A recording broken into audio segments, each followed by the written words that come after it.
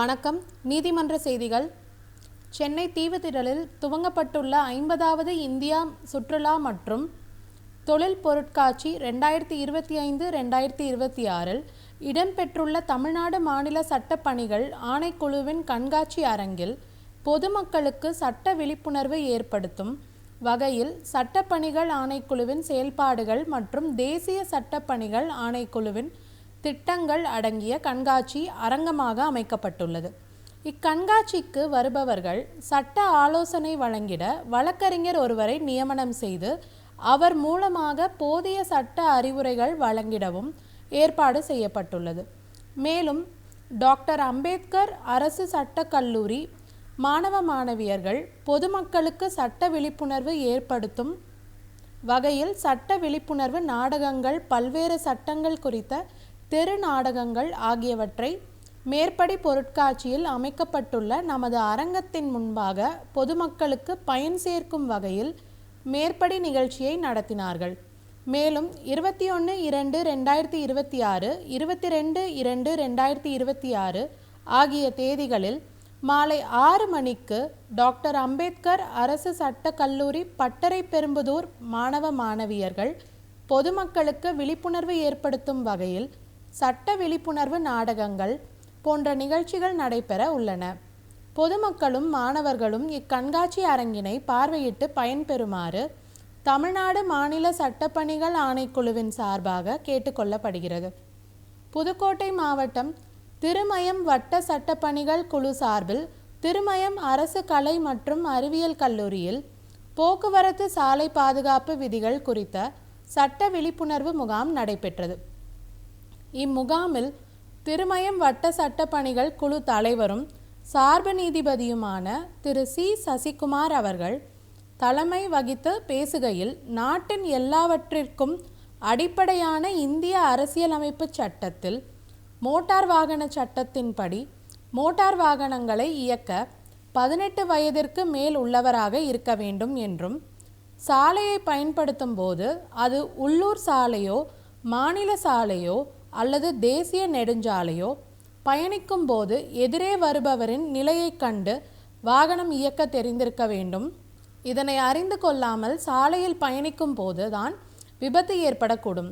அவ்வாறு விபத்து ஏற்பட்டு தங்களால் மற்றவருக்கு உயிர் ஆபத்து அல்லது கொடுங்காயங்கள் ஏற்படும் சூழ்நிலையில் தாங்கள் செலுத்தியிருக்கக்கூடிய காப்பீட்டு நிறுவனமானது அந்த விபத்திற்கான இழப்பீட்டுத் தொகையை முழுவதுமாக பாதிக்கப்பட்டவருக்கு செலுத்திவிடும். இந்த விபத்து காப்பீடு நாம் செலுத்தக்கூடிய சரியான முறையில் முடியும் தருவாயில் இருக்கும் பட்சத்தில் 1 நிமிடம் தவறி கட்டினால் கூட காப்பீட்டு நிறுவன ஒப்பந்தம் முடிந்து முழு தொகையையும் தாங்கள் செலுத்த வேண்டிய சூழ்நிலை ஏற்படும். எனவே செலுத்த இயலவில்லை எனில் விபத்தை ஏற்படுத்தியவர்களின் சொத்தை நீதிமன்றத்தின் மூலமாக ஜப்தி செய்து பாதிக்கப்பட்டவருக்கு இழப்பீடு வழங்கப்படும். இல்லையெனில் சிறை தண்டனையும் அனுபவிக்க வேண்டிய சூழ்நிலை உருவாகும் என்று எடுத்துரைத்தார். இதனைத் தொடர்ந்து திருமயம் மாவட்ட உரிமையியல் மற்றும் நீதித்துறை நடுவர் திரு எஸ். கோபால் கண்ணன் அவர்கள் பேசியதாவது, கடந்த 2025ஆம் ஆண்டு குறைந்தது 6 மாதத்தில் சுமார் 29,000 நபர்கள் சாலை விபத்துகளில் உயிரிழந்ததாக புள்ளி விவரம் குறிப்பிடுகிறது. அதில் ஒரு நாளைக்கு 14% பெண்கள் விபத்தினால் இறக்கின்றனர். மேலும் வாகனம் ஓட்டுபவர்கள் குடிபோதையிலும் அதிவேகமாக வாகனம் ஓட்டிச் செல்வதும் வீலிங் செய்வது போன்ற நிகழ்வுகளால் அதிக விபத்தை ஏற்படுத்தி விடுகின்றனர். எனவே பொதுமக்களும் மாணவர்களும் சாலை விதிகளை கவனமாக பின்பற்றி பாதுகாப்பான பயணங்களை மேற்கொள்ள வேண்டும் என எடுத்துரைத்தார். இந்நிகழ்ச்சியில் கல்லூரியின் முதல்வர் திரு மோகனசுந்தரம் அவர்கள் பல்வேறு துறைகளை சார்ந்த பேராசிரியர்கள், அலுவலக பணியாளர்கள் மற்றும் மாணவ மாணவிகள் உட்பட பலர் கலந்து கொண்டனர். விழுப்புரம் மாவட்ட சட்டப்பணிகள் ஆணைக்குழுவின் சார்பில் விழுப்புரம் நகராட்சி உயர்நிலைப் பள்ளியில் சட்ட விழிப்புணர்வு முகாம் கடந்த 11-2-2026 அன்று நடைபெற்றது. இம்முகாமில் மாவட்ட சட்டப்பணிகள் ஆணைக்குழுவின் செயலாளரும் சார்பு நீதிபதியுமான திரு சி. ஜெயச்சந்திரன் அவர்கள் தலைமை வகித்து கூறுகையில், நாம் அனைவருக்கும் சட்டம் மேலானது என்பதால் மாணவர்களிடையே சட்ட விழிப்புணர்வு ஏற்படுத்துவது அவசியமானது ஆகும். புகை, மது பழக்கங்கள் உடல் நலனுக்கு கேடானது. மாணவர்கள் பொது சொத்துக்களை பாதுகாக்க வேண்டும். குழந்தை திருமணம் தடுப்புச் சட்டத்தை தெரிந்து வைத்து கொள்ள வேண்டும். 3ஆம் பாலினத்தவர்களிடையே எவ்வித பாகுபாடும் காட்டக்கூடாது என விளக்கி கூறினார். இந்நிகழ்ச்சியில் பள்ளியின் தலைமை ஆசிரியர், உதவி ஆசிரியர்கள் மற்றும் மாணவ மாணவியர்கள் உட்பட பலர் கலந்து கொண்டனர். தருமபுரி மாவட்ட சட்டப்பணிகள் ஆணைக்குழுவின் சார்பில் குழந்தை திருமணம் ஒழிப்பு குறித்த விழிப்புணர்வு பேரணி பழைய புறநகர் பேருந்து நிலையத்தில் நடைபெற்றது. இப்பேரணியில் மாவட்ட சட்டப்பணிகள் ஆணைக்குழுவின் தலைவரும் முதன்மை மாவட்ட நீதிபதியுமான திருமதி சி. திருமகள் அவர்கள் தலைமை வகித்து பேரணியை கொடியசைத்து தொடங்கி வைத்து பேசுகையில், பொதுமக்களிடையே குழந்தை திருமணம் இல்லாத இந்தியா குறித்து துண்டு பிரசுரங்கள் வழங்கி விழிப்புணர்வை ஏற்படுத்தினார். குழந்தை திருமணம் சமூகத்திற்கும் குழந்தைகளின் எதிர்காலத்திற்கு ஏற்படுத்தும் தீங்குகள் குறித்து விரிவாக விளக்கி கூறினார்.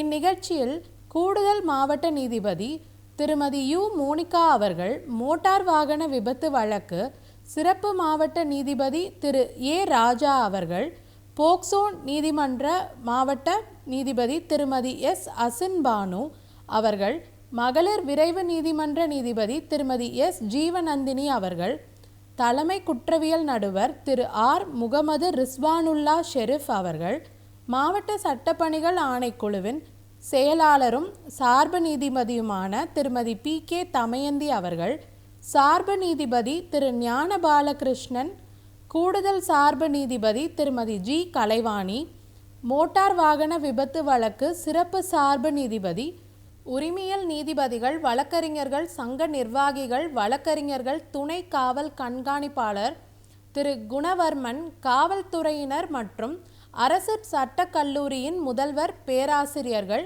மற்றும் மாணவ மாணவியர்கள் உட்பட பலர் கலந்து கொண்டனர்.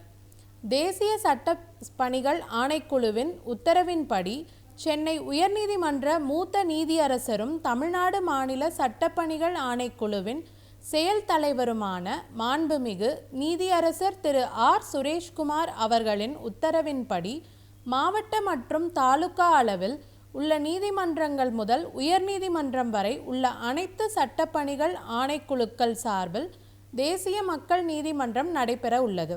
அதன்படி இந்த வருடத்திற்கான அட்டவணைப்படி முதலாவது தேசிய மக்கள் நீதிமன்றம் வருகின்ற 14/3/2026 அன்று நடைபெற உள்ளது. அன்றைய தினம் நீதிமன்றத்தில் நிலுவையில் உள்ள சமரச தீர்வு காணக்கூடிய குற்றவியல் வழக்குகள், மாற்றுமுறை ஆவணச் சட்டம் பிரிவு 138 கீழான காசோலை சம்பந்தமான வழக்குகள், வங்கிக் கடன் வசூல் வழக்குகள், மோட்டார் வாகன விபத்து, அரசு போக்குவரத்து மற்றும் காப்பீட்டு நிறுவன வழக்குகள், தொழிலாளர் பிரச்சினை சம்பந்தமான வழக்குகள், மின்சார கட்டணம், தண்ணீர் கட்டணம் இவற்றில் சுமூக தீர்வு காண முடிந்த வழக்குகள் மட்டும், மனவாழ்க்கை பிரச்சினை தொடர்பான வழக்குகள், நில ஆர்ஜித வழக்குகள், ஊதியம், படிகள் மற்றும் பணி ஓய்வு கால பலன்கள் சம்பந்தமான பிரச்சினைகள், மாவட்ட நீதிமன்றங்கள் மற்றும் உயர்நீதிமன்றங்களில் நிலுவையில் உள்ள வருவாய்த்துறை வழக்குகள், உரிமையல் வழக்குகள், சொத்துரிமை மற்றும் நுகர்வோர் நீதிமன்ற வழக்குகள் எடுத்துக்கொள்ளப்பட்டு சுமூக தீர்வு காணப்பட உள்ளன. நீதிமன்றத்தில் வழக்காக தாக்கல் செய்யும் முன்னர் சமரசம் செய்து கொள்ளக்கூடிய பிரச்சினைகளான ப்ரீ லிட்டிகேஷன் கேசஸ், காசோலை சம்பந்தமான பிரச்சினைகள், வங்கிக் கடன் வசூல் பிரச்சினைகள், மின்சார கட்டணம், தண்ணீர் கட்டணம் உள்ளிட்ட பிரச்சினைகள் எடுத்துக்கொள்ளப்பட்டு சுமூக தீர்வு காணப்பட உள்ளன. இந்த அமைப்புகளின் மூலம் தீர்த்து வைக்கப்படுகின்ற வழக்குகள் அந்த அமைப்புகளிலேயே முற்றுப்பெற்று விடுகின்றன.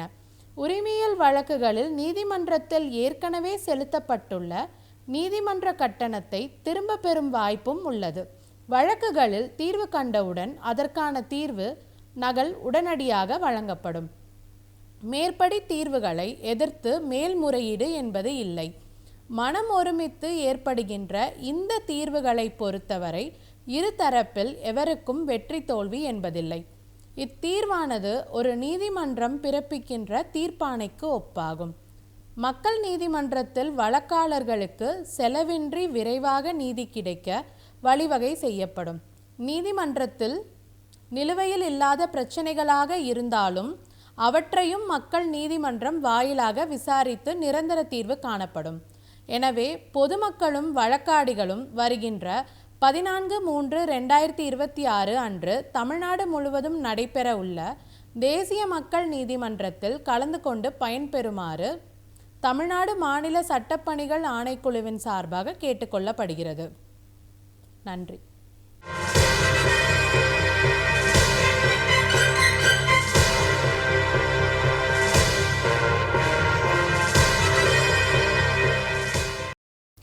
வணக்கம். சட்ட தகவல்கள். கொடைகள் பற்றிய தகவல்களை இன்றைய நிகழ்ச்சியில் பார்க்கலாம். கொடை என்றால் என்ன? ஒருவருக்கு உரிமையுள்ள அப்பொழுது இருக்கும் அசையும் மற்றும் அசையா சொத்தினை அவராக விருப்பப்பட்டு தன்னிச்சையாக எவ்வித மறுபயனும் இன்றி மற்றொருவருக்கு உரிமை மாற்றம் செய்வதே கொடையாகும். கொடை வழங்கப்படும் போது கொடை பெறுபவராலோ அல்லது அவருக்காக வேறு ஒருவராலோ ஏற்றுக்கொள்ளப்பட வேண்டும். கொடைகள் பற்றி சொத்துரிமை மாற்றச் சட்டம் 1882 பிரிவு 122 முதல் 129 வரை உள்ளவற்றில் விரிவாக விளக்கப்பட்டுள்ளது. கொடையில் கொடை வழங்குபவரை கொடை அளிப்பவர் என்றும் அல்லது கொடையாளி என்றும், கொடையை பெறுபவரை கொடை ஏற்பவர் அல்லது கொடை பெறுபவர் என்றும் அழைப்பர். கொடை ஆவணத்தின் மூலம் சொத்தின் உரிமை ஒருவரிடமிருந்து மற்றொருவருக்கு மாற்றமாகிறது. சொத்துரிமை மாற்றுச் சட்டம் பிரிவு 5 வாழ்வோர் இடையேயான கொடை பற்றி கூறுகின்றது.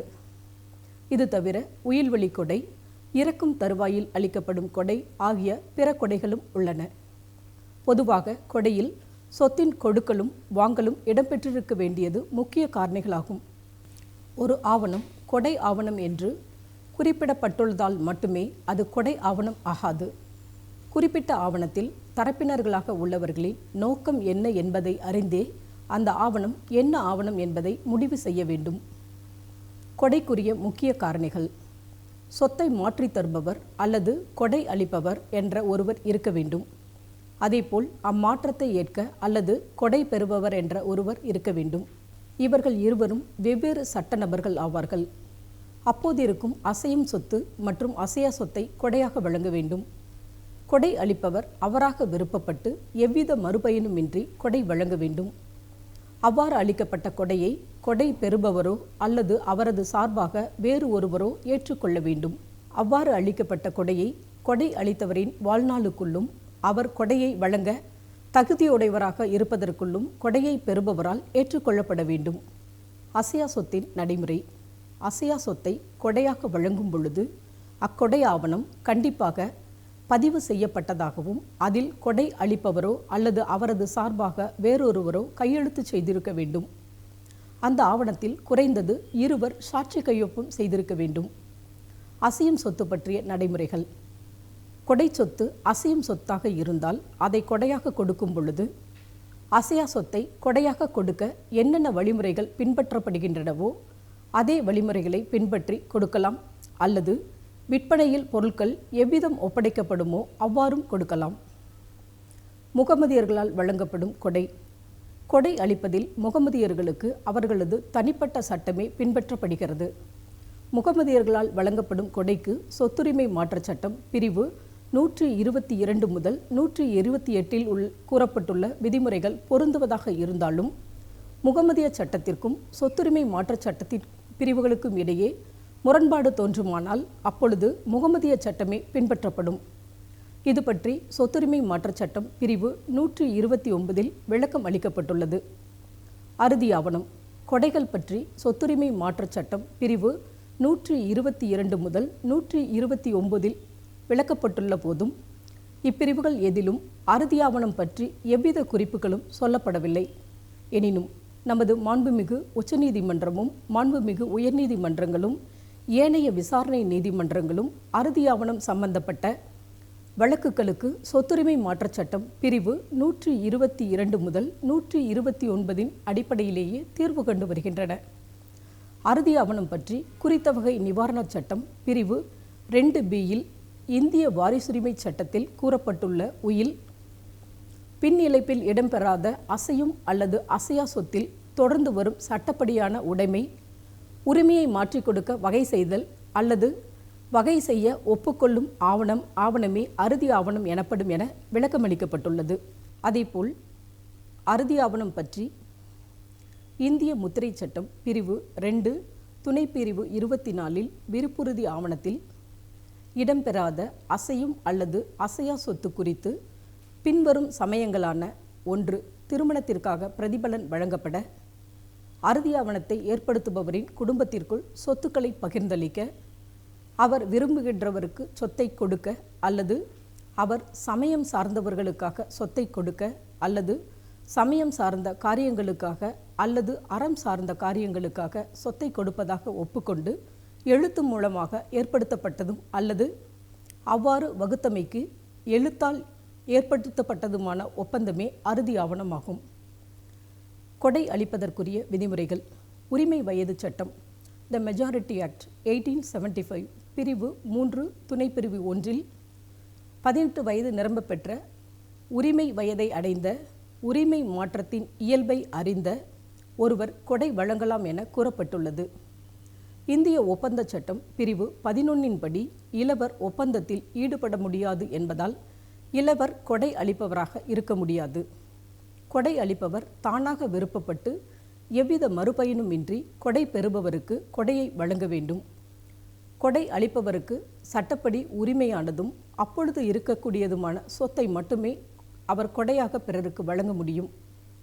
கொடையின் முக்கிய நிபந்தனை என்னவென்றால், கொடை சொத்தின் சுவாதீனத்தை ஒப்படைத்தாலும் அதனை ஏற்றுக்கொள்ளுதலும் ஆகும். கொடையை ஏற்றுக்கொள்ளாவிட்டால் அது கொடையாக கருதப்படாமல் உரிமமாக கருதப்படும். கொடை அளிப்பவரின் நோக்கத்தை அறிந்து கொள்ள அந்த ஆவணத்தை முழுமையாக படித்து பொருள் கொள்ள வேண்டும். ஒரு இந்து கூட்டு குடும்பத்தின் உரிமையாளர் பாகம் பிரியாத கூட்டு குடும்ப சொத்தில் உள்ள தன் பாக சொத்தை சில நேரங்களை தவிர பொதுவாக கொடை வழியாகவோ அல்லது இறுதி பத்திரம் மூலமாகவோ பிறருக்கு வழங்க இயலாது. இந்த சட்டத்தில் கூறப்படும் கூட்டு உரிமையாளருக்கும் கூட்டு குடும்பத்திற்கும் உள்ள வேறுபாடு என்னவென்றால், கூட்டு உரிமையாளர் என்பவர் கூட்டு குடும்பத்தினரை விட நெருக்கமானவராவார். சொத்தில் அப்போது நலன் உள்ளவராக அவர் விரும்பும்போது பாகப்பிரிவினை கோர தகுதியுடையவராகவும் உள்ளவரே கூட்டு உரிமையாளர் ஆவார். அதாவது பாகப்பிரிவினை கோர யாருக்கு தகுதி உள்ளதோ அவரே கூட்டு உரிமையாளர் ஆவார். முழு எஞ்சினர் உரிமை பெற்ற கூட்டு உரிமையாளர் கூட்டுரிமை சொத்தில் தன் பாகத்திற்குரிய தனி சொத்தை உரிமை மாற்றம் செய்ய உரிமை பெற்றுள்ளார். அவ்வாறு மாற்றாக்கம் செய்யப்பட்ட சொத்து பற்றி பின்னர் பிறக்கும் கூட்டு உரிமையாளரோ தகுதி பெறுபவரோ வினா எழுப்ப முடியாது. கொடையளிக்க முடியாத சொத்துக்கள்.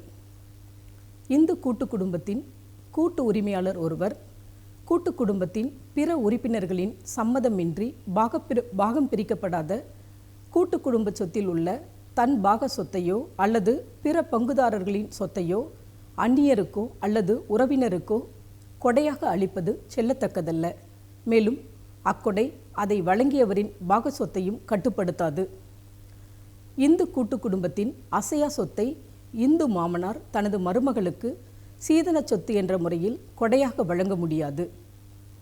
கூட்டு குடும்ப சொத்தில் பாகப்பிரிவினையின் மூலம் தந்தைக்கு கிடைத்த அசையா சொத்து முழுவதையும் அவர் தனது மனைவிக்கு கொடையாக கொடுத்தால் அச்சொத்தில் பிறப்பின் மூலம் பாகம் உள்ள மகன்களின் பாகங்களை அக்கொடை கட்டுப்படுத்தாது. இந்து கணவர் தனது மூதாதையரின் அசையா சொத்தை தனது மனைவிக்கு கொடையாக கொடுக்கும் சமயத்தில் மனைவியின் கருவில் ஆண் குழந்தை ஒன்று வளர்ந்து வந்தது என்றால் அக்கணவர் வழங்கிய கொடை இல்லா நிலையதாகும். ஏனெனில் தாயின் கருவில் அக்குழந்தை வளர்ந்தாலும் மூதாதையரின் சொத்தை பொறுத்து அக்குழந்தை சட்டப்படி தனது சொந்த உரிமையை தக்க வைத்து கொள்ளும். அக்குழந்தைக்கு விரோதமாக வழங்கப்பட்ட கொடையை அக்குழந்தை எதிர்காலத்தில் நீக்கரவு செய்ய எவ்வித சட்ட நடவடிக்கையும் மேற்கொள்ள வேண்டியதில்லை. தன்னையும் தனது மனைவியையும் மகன் பராமரிக்காமல் இருந்தாலும் தந்தை ஒருவர் தனது மூதாதையரின் அசையா சொத்தில் 1/3 பகுதியை தனது மகளுக்கு கொடையாக கொடுத்தால் அது செல்லாது. ஆனால் மூதாதையரின் அசையா சொத்தில் நியாயமான அளவு சொத்தை மகளின் திருமணத்திற்கு முன்னர் அவளுக்கு அளித்த வாக்குப்படி அவளது திருமண சமயத்தில் தந்தை அவளுக்கு கொடையாக கொடுக்கலாம். இதுபோன்ற அறநெறி காரியத்திற்காக மட்டும் மூதாதையரின் சொத்தை தந்தை கொடையாக கொடுக்கலாமே தவிர வேறு காரணத்திற்காக கொடையாக கொடுக்க முடியாது. சுருங்க கூறினால், மூதாதையரின் சொத்தை பிற பங்குதாரர்களின் அனுமதியின்றி கொடையாக கொடுத்தால் அக்கொடை செல்லத்தக்கதல்ல. ஆனால் விதிவிலக்காக பாகம் பிரியாத இந்து கூட்டு குடும்ப சொத்தை அக்குடும்பத்தின் தந்தையோ அல்லது அக்குடும்பத்தை மேற்பார்வை செய்பவரோ ஒரு நியாயமான அளவு சொத்தை நல் மனசாட்சிக்குரிய காரியங்களுக்காக கொடையாக கொடுக்கலாம். ஆனால் மீதமுள்ள எல்லா சொத்தையும் அவ்வாறு கொடுக்க முடியாது. அதாவது நல் மனசாட்சிக்குரிய காரியங்களுக்காக கொடையாக வழங்குவதை இந்து சட்டம் அனுமதிக்கிறது. நியாயமான அளவிற்கு உட்பட்ட சொத்து என்பது கொடை சொத்தின் அளவை மட்டுமே வைத்து நிர்ணயிக்கக்கூடியதல்ல, அச்சொத்தின் முக்கியத்துவத்தை கொண்டு நிர்ணயிக்கக்கூடியதாகும். உதாரணமாக, வேளாண்மை தொழிலையே நம்பியுள்ள ஒரு இந்து கூட்டு குடும்பத்தில் அவ்வேளாண்மை தொழிலுக்கு ஆதாரமாக உள்ள கிணற்றை கொடையாக கொடுத்தால் அது நியாயமான அளவிற்கு உட்பட்ட கொடையாகாது. மேலும் நியாயமான அளவு என்பது ஒவ்வொரு குடும்பத்தின் தகுதிக்கு ஏற்பவும் சொத்தின் அளவை பொறுத்தும் குடும்பத்திற்கு குடும்பம் வேறுபடும். ஒரு இந்து கூட்டு குடும்பத்தின் தந்தை தனது சுய சம்பாத்திய சொத்துக்களை அவரது விருப்பப்படி கொடையாக வழங்க அதிகாரம் பெற்றுள்ளார். இந்து கூட்டு குடும்பம் அசையா சொத்தின் ஒரு நியாயமான அளவு சொத்தை அத்தந்தை தனது மகளின் திருமணத்தின் பொழுதோ அல்லது அவள் தனது பெற்றோர் வீட்டிலிருந்து கணவன் வீட்டிற்கு செல்லும் பொழுதோ கொடுக்கலாம். பழக்க வழக்கத்தினால் ஏற்பட்ட இவ்வாறான கட்டுப்பாடுகளை திருமணத்தின் பொழுது நிறைவேற்றாமல் இருந்தால், திருமணம் முடிந்து நாட்கள் கடந்துவிட்ட பின்பு கூட அத்தந்தையோ அல்லது அத்தந்தையின் பாக சொத்தை பாகமாக அடையும் பொழுது அவருடைய மனைவியோ அல்லது அவரது மகனோ அக்கடமையை நிறைவேற்றலாம். ஆனால் நியாயமான அளவிற்கு கூடுதலாக கூட்டு குடும்ப சொத்தின் அசையா சொத்தை கொடையாக வழங்க முடியாது. விதிவிலக்குகள்: ஒரு இந்து விதவை பெண் தனது கணவனுக்கு பாத்தியப்பட்ட அசையா சொத்திலிருந்து ஒரு நியாயமான அளவு சொத்தை தனது மகளின் திருமணத்தின் பொழுது அவளுக்கு கொடுப்பதாக வாக்களித்திருந்தால் அச்சொத்தை கொடையாக கொடுக்கலாம். அச்சொத்தின் மீது பாத்தியமுள்ள இதர நபர்களை அக்கொடை கட்டுப்படுத்தும். அதேபோல் சில நேரத்தில் அத்திருமணத்திற்கு பின்பு கூட இறைவனுக்கு முன் கொடுத்த உறுதிமொழியை நிறைவேற்றி இறந்துவிட்ட தன் கணவனுக்கு இறை சார்ந்த நன்மை கிடைக்கும் என நம்பியும் அப்பெண் தனது கணவரின் அசையா சொத்திலிருந்து நியாயமான அளவு சொத்தை தன் மகளுக்கு கொடையாக வழங்கலாம். இது போன்ற கொடையை சொத்துரிமை மாற்றுச் சட்டம் பிரிவு 123 தடை செய்யவில்லை. திருமணம் செய்து கொடுக்கப்பட்ட மகள் ஏழ்மை நிலையில் வாழும் பொழுது அவளது இந்து தந்தை தனது மூதாதையின் சொத்திலிருந்து ஒரு நியாயமான அளவு சொத்தை அவளுக்கு கொடையாக வழங்கினால் அது செல்லத்தக்கதே. குடும்பத்தின் கர்த்தாவான தந்தை கூட்டு குடும்ப சொத்தின் ஒரு சிறு பகுதியை ஆதரவற்ற தனது சகோதரிக்கு அறமுறை கடமைக்காக கொடை வழங்கி இருந்தால், அவ்வாறு வழங்கப்பட்ட கொடை நடைமுறைக்கு வரவில்லை என்று ஒரு வழக்கில் வாதம் செய்யப்பட்டால், அவ்வழக்கில் கொடை வழங்கிய முக்கிய நபரான தந்தை விசாரிக்கப்படவில்லை என்ற போதும் கூட கொடை நடைமுறைக்கு வரவில்லை என்று கூறுபவரே தனது வாதத்தை நிரூபிக்க வேண்டும். இது போன்ற வழக்கில் ஏற்கனவே மேற்கூறியபடி நீதிமன்ற தீர்ப்புகள் உள்ளன. கூட்டு குடும்பத்தின் தலைவரான தந்தை பாகம் பிரியாத மூதாதையர் சொத்தில் நியாயமான அளவு சொத்தை தனது விதவை மகளின் பராமரிப்பிற்காக ஒழுக்க நெறி கட்டுப்பாட்டின் அடிப்படையில் அவளுக்கு கொடையாக வழங்கலாம். அவ்வாறு கொடையாக பெற்ற சொத்திற்கு இந்து வாரிசுரிமை சட்டம் பிரிவு 14(1)(2) படி அவ்விதவை மகள் முழு உரிமையாளர் ஆவார். கொடை ஆவணத்தின் மூலம் ஒரு சொத்தின் வாழ்நாள் முழுவதற்குமான உடைமை உரிமையை பெற்றுள்ள ஒருவரும் கொடை அளித்தவரும் சேர்ந்து கொடை சொத்தை பிறருக்கு மாற்றம் செய்தால் அது சட்டப்படி செல்லத்தக்கதல்ல. இந்து கூட்டு குடும்பத்தின் தலைவரான கர்த்தா பாகம் பிரியாத கூட்டு குடும்பத்தின் அசையா சொத்தில் இருந்து தனது மகளின் திருமணத்தின் பொழுது அவருக்கு கொடையாக வழங்கி இருந்தாலும் கூட்டு குடும்ப சொத்தில் அம்மகளுக்குள்ள பாகத்தை பெற அக்கொடையால் அவளுக்கு தடையேதுமில்லை. கூட்டு குடும்பத்தின் கர்த்தாவான இந்து தந்தை மூதாதையர் சொத்தில் ஒரு நியாயமான அளவை பெண் மகளுக்கு கொடையாக கொடுக்கலாம். ஆனால் அவ்வாறு கொடுக்கப்பட்ட சொத்து குறித்து வழக்கு ஏற்பட்டால் அச்சொத்தை பெற்றவர் நியாயமான அளவிற்கு உட்பட்ட சொத்துதான் தங்களுக்கு கொடையாக கொடுக்கப்பட்டது என்ற வாதத்தை எழுப்பாவிட்டால் அக்கொடை செல்லாததுடன் அது இதர பங்குதாரர்களையும் கட்டுப்படுத்தாது. கூட்டு குடும்ப சொத்து கொடையாக வழங்கப்பட்டுள்ளது என்று கூறுபவரே அதை நிரூபிக்க கடமைப்பட்டவர். ஒரு இந்து தந்தை தனது சுய சம்பாத்திய சொத்துக்களை தனது மகனுக்கு கொடையாக வழங்கவும் அவ்வாறு கொடையாக பெற்ற மகன் அக்கொடை சொத்தை எவ்வாறு அடைந்து கொள்ள வேண்டும் என்று அந்த ஆவணத்தில் குறிப்பிட்டு கூற அத்தந்தைக்கு முழு உரிமை உண்டு. பாகப்பிரிவினை வழக்கில் முதல் நிலை தீர்ப்பாணையின்படி நீதிமன்றம் சொத்துக்களை பாகம் செய்திருந்தால் அதன்படி சொத்துக்களை பாகம் பெற்ற பங்குதாரர்கள் தங்கள் பாக சொத்துக்களை கொடையாக வழங்கலாம். இறுதி நிலை தீர்ப்பாணை பிறப்பிக்கப்படும் வரை அவர்கள் கொடை வழங்க காத்திருக்க வேண்டியதில்லை. ஆயுள் பாத்திய உரிமையுடன் சொத்து ஒன்று விதவை ஒருவருக்கு அவரது வாழ்க்கை பராமரிப்பு செலவிற்காக கொடுக்கப்பட்டிருந்தால் இந்து வாரிசுரிமை சட்டம் பிரிவு 14(1) மற்றும் 2 படி அச்சொத்திற்கு அவ்விதவை முழு உரிமையாளராவார். எனவே அவர் அச்சொத்தை கொடையாக வழங்கினால் அது செல்லத்தக்க கொடையாகும். இறந்த நபரின் சட்டப்படியான மனைவியாக இல்லாத ஒரு பெண் இறந்தவரின் சொத்தை கொடையாக கொடுத்தால் அது செல்லத்தக்கதல்ல. ஏனெனில் அப்பெண் இறந்துவிட்டவரின் சொத்திற்கு வாரிசாக மாட்டார்.